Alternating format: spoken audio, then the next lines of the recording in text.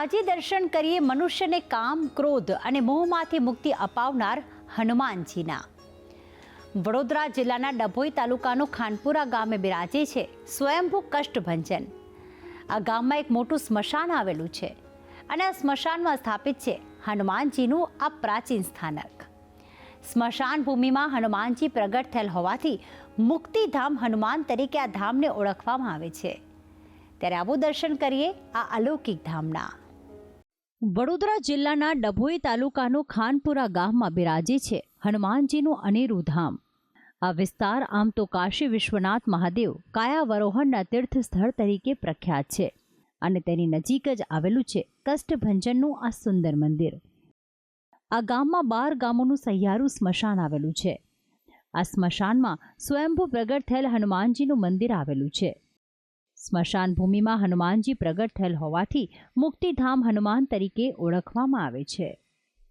આ મુક્તિધામ દાદા સ્વયં પ્રગટ થયેલા છે। અહીંયા આગળ અમારે વર્ષો પહેલાં 500 વર્ષ પહેલાં કોઈ વડીલને દાદાએ સપનું આલેલું હતું અને ત્યાં કીધેલું કે ભાઈ મને અહીંયા આગળથી ખોદને બહાર કાઢ, હું સ્વયં પ્રગટ થઈશ।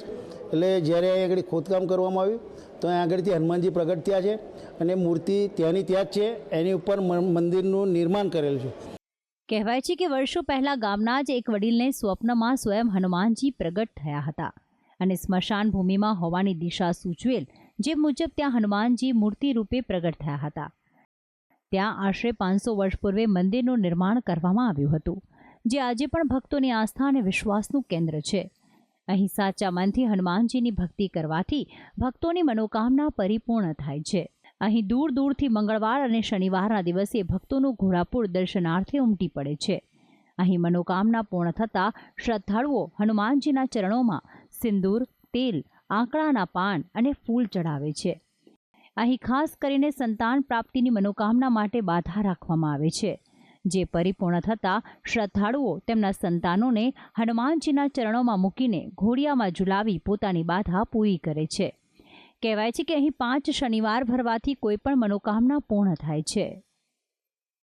ખાનપુરા હનુમાનજી મુક્તિધામ હનુમાનજી મંદિર છેલ્લા 20-22 વર્ષથી હું આવું છું, વડોદરા રહું છું।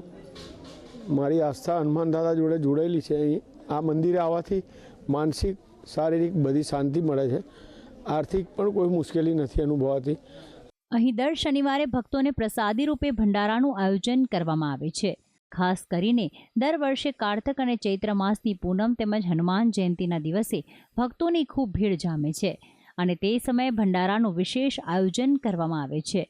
અહીં રોજ સવાર સાંજ આરતી સમયે ભક્તોની ભીડ જામે છે। સ્મશાન ભૂમિના આ મુક્તિધામ હનુમાનજી ભક્તો માટે આસ્થા અને શ્રદ્ધાનું કેન્દ્ર બન્યા છે। ભક્તિ સંદેશ ન્યૂઝ ડભોઈ।